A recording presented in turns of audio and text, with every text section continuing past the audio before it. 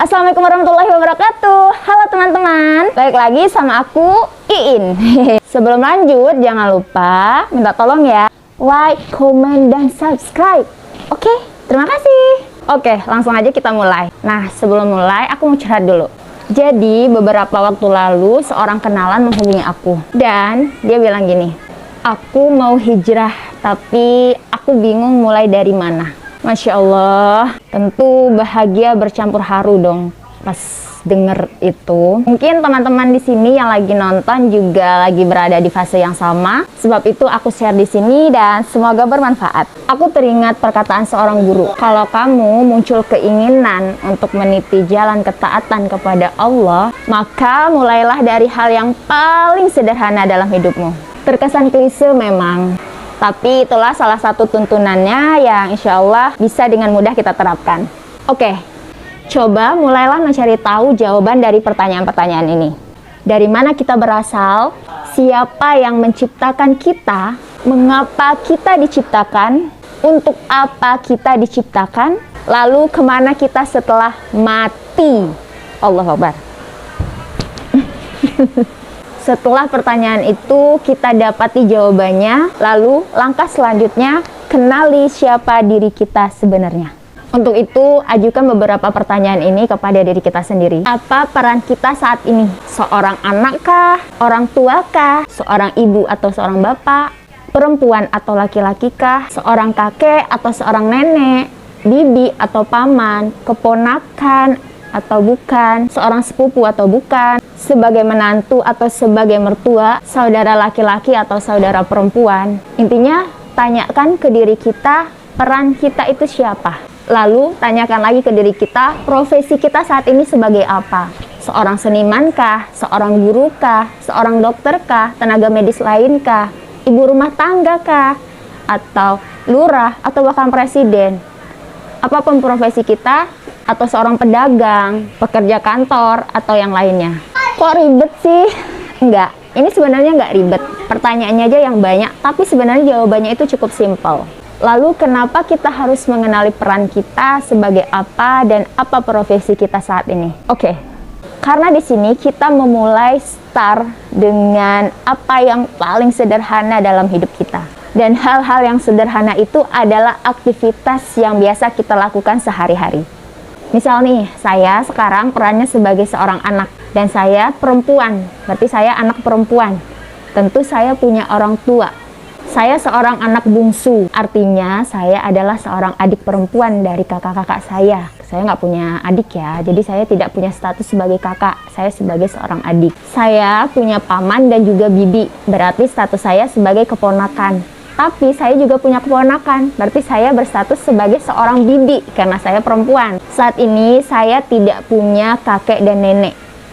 Sudah meninggal semua, berarti saya tidak berstatus sebagai seorang cucu. Nah, itu peran-peran kita. Atau ada lagi misal, seorang ibu. Berarti kan dia seorang perempuan, lalu dia juga berstatus sebagai seorang istri. Kalau dia orang tuanya masih ada, berarti juga dia berstatus sebagai anak. Kalau dia masih punya mertua, berarti dia statusnya juga sebagai menantu karena dia memiliki mertua ya. Jadi kita itu satu orang bisa memiliki banyak peran berbeda di waktu dan situasi yang berbeda pula. Jadi ada tempat dan sikonnya sendiri gitu. Begitu juga dengan profesi kita. Tadi kan kita menanyakan apa profesi kita saat ini. Misal dia seorang dokter, atau dia bidan, atau tenaga medis lainnya, atau misalnya dia seorang tentara, atau guru, atau dia seorang pedagang, bahkan ibu rumah tangga, dan lain sebagainya. Oke, kita balik lagi ya. Kenapa kita harus mengenali apa peran kita dan apa profesi kita saat ini? Karena dari itu semua kita bisa mempelajari turunan hukum yang Allah buat, atau hukum syariat yang diajarkan oleh Rasulullah SAW melalui Al-Quran maupun hadis, yang nantinya akan kita terapkan dalam peran dan juga profesi kita masing-masing. Oke, aku kasih contoh. Tadi kan aku perannya sebagai seorang perempuan, maka di sini aku bisa mulai dengan belajar hukum berpakaian. Kan kalau misalnya kita baik laki-laki maupun perempuan itu ada yang namanya batasan-batasan aurat. Nah, di sini jelas seorang perempuan dalam Islam itu diatur cara berpakaiannya, baik itu hijab maupun kerudungnya. Coba teman-teman buka Quran Surat Al-Ahzab ayat 59. Di sana perintahkan menggunakan hijab untuk menutupi seluruh tubuh kita sebagai pelindung. Lalu coba teman-teman buka Quran Surat An-Nur ayat 31. Di sana kita diperintahkan untuk mengenakan kain kudung ataupun kerudung ya, kita tahunya, hingga menutupi dada. Dari situ kita tahu apa yang harus kita lakukan untuk berpakaian dalam sehari-hari sesuai dengan yang disyariatkan oleh Allah.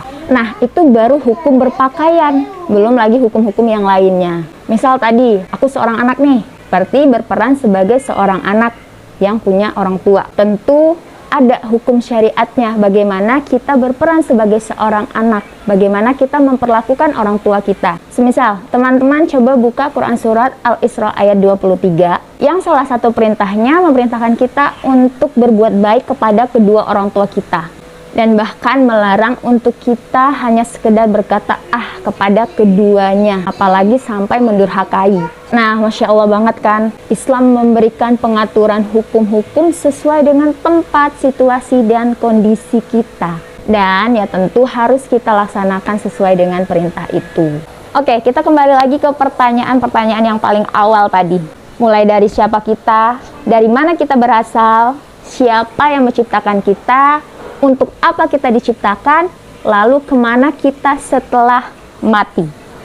Agak serem ya vibes-nya di sini. Mati. Jadi, siapa kita? Oke, kita adalah manusia. Jelas dong. Udah sama-sama tahu ya, kita itu manusia. Yang tentu sebagai manusia, kita nggak mungkin dong terwujud dengan sendirinya tanpa ada yang menciptakan. Terus pertanyaan selanjutnya, siapa dong yang menciptakan kita? Oke, aku jawab aja ya.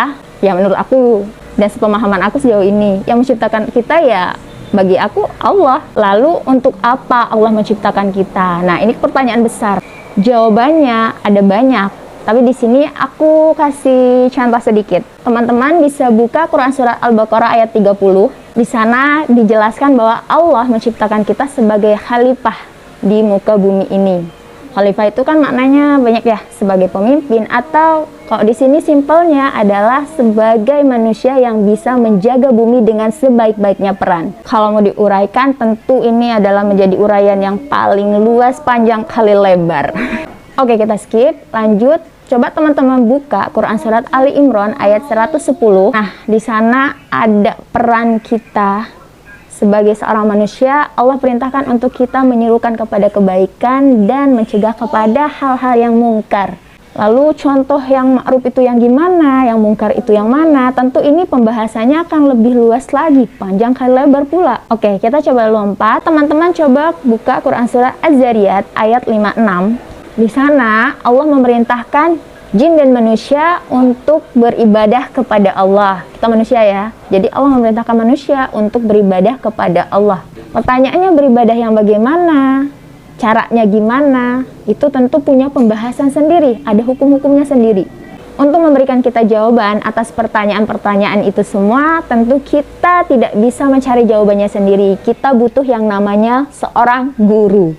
Tentu seorang guru yang memang sudah berilmu di bidang itu, sudah faqih di bidang itu, yang bisa memberikan kita pengajaran tentang hal-hal tersebut gitu. Bisa ustadz, bisa bahkan langsung ulama, syekh, yai, apalah itulah sebutannya ya. Intinya para guru yang memang sudah faqih di bidangnya. Di zaman kita yang sekarang ini mudah banget buat kita belajar tentang Islam, mudah banget untuk kita mencari guru-guru, bahkan kita bisa belajar online gitu. Walaupun memang sebaiknya ya belajar bertemu langsung dengan gurunya. Nah, untuk memulai hijrah, kan pertanyaan dasar kita banget tadi ya, mulai dari mana? Yang pertama, mulailah mencari guru untuk kita belajar. Pertanyaan sekarang, belajar tentang apa? Oke, pertanyaan sekarang, mulai dari mana? Karena pertanyaan dasar kita adalah hubungan penghambaan kita kepada Allah, berarti kita mulai dari hal yang paling sederhana, yaitu belajar Al-Quran dan memperbaiki sholat. Sembari terus juga belajar tentang bagaimana hukum-hukum yang lain yang terkait dengan peran dan profesi kita masing-masing. Tentu ini tuh nggak instan ya. Yang namanya segala sesuatu itu butuh proses, termasuk hijrah kita itu butuh proses. Nggak keteplok kita bisa langsung berubah 180 derajat. Kalau aku ya percaya yang namanya proses, jadi nggak instan. Belajar juga ya perlahan, tapi pasti nggak perlu buru-buru. Yang penting ada progres setiap hari, ada ilmu yang masuk, kita terapkan, kita laksanakan. Ya begitu terus setiap hari, bertambah ilmu, bertambah pula amalan kita. Tapi maksudnya nggak buru-buru itu bukan berarti kita berleha-leha dan merasa masih punya banyak waktu. Nggak gitu juga.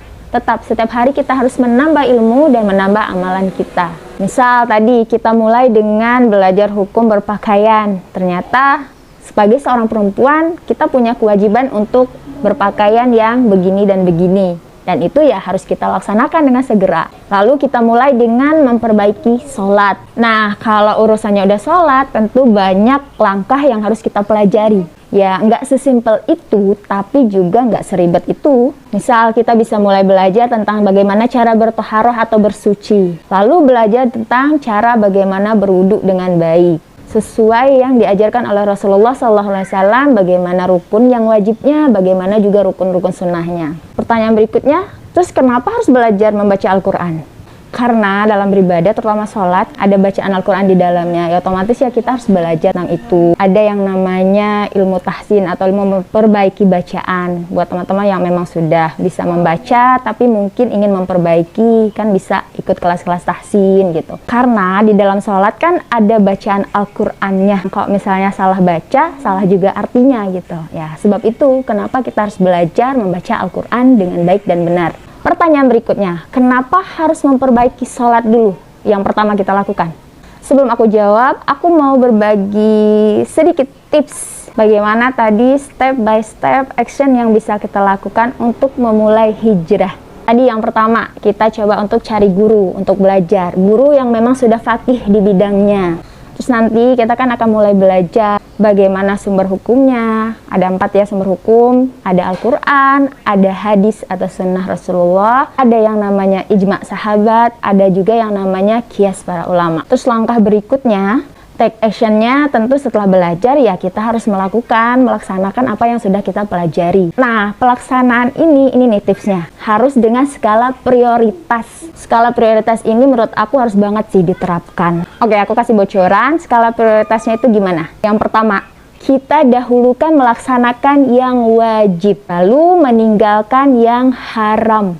Jadi sebelum masuk ke perkara-perkara sunnah, kita maksimalkan dulu ikhtiar kita untuk menunaikan yang wajib, terus meninggalkan perkara-perkara haram yang mungkin kita lakukan. Baru prioritas kedua, kita bisa mulai mencicil perkara-perkara sunnah sembari menghindari perkara-perkara yang makruh. Nah, jadi itu konsep skala prioritasnya ya. Pertama, lakukan dulu perkara wajib dan mulai tinggalkan perkara-perkara yang haram yang mungkin kita lakukan.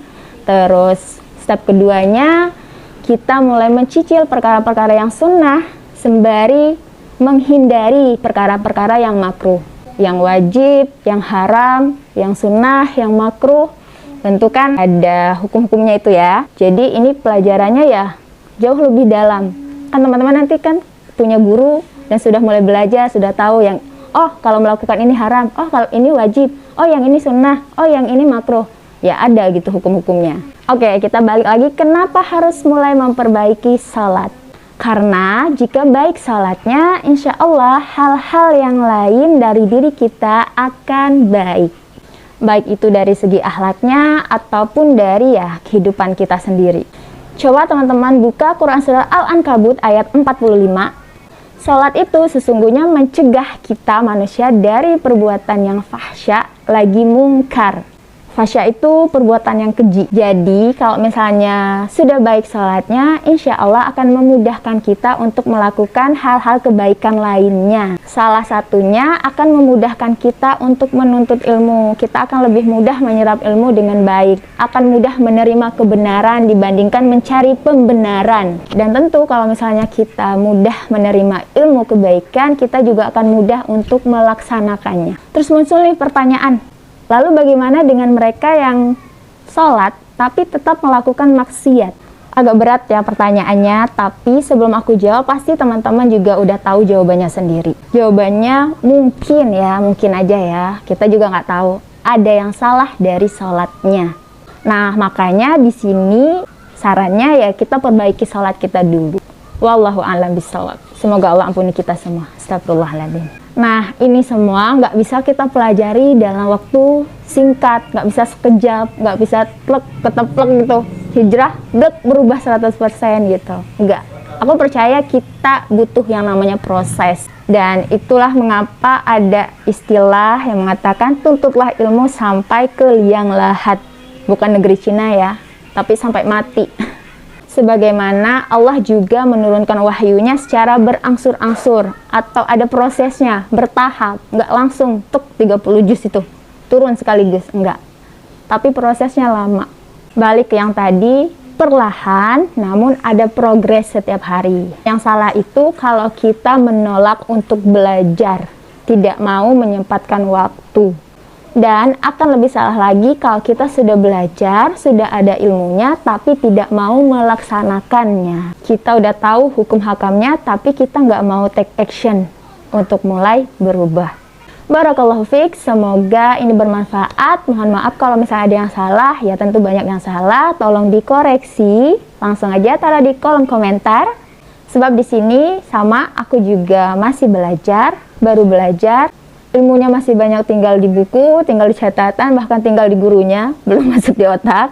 Ya, ilmunya setitik noda pun belum ada. Semoga video ini bermanfaat buat teman-teman yang baru mau berproses atau sedang dalam proses, tapi bingung mulai dari mana. Semoga saran dan tips dari aku bisa menjadi salah satu referensi teman-teman untuk memulai. Semoga Allah memudahkan perjalanan kita menuju ketaatan kepada Allah Subhanahu wa Ta'ala, dan semoga Allah mengampuni kita semuanya. Amin ya Rabbal Alamin. Aku Iin, wassalamualaikum warahmatullahi wabarakatuh. Dadah, jangan lupa di like, komen, dan subscribe. Bye.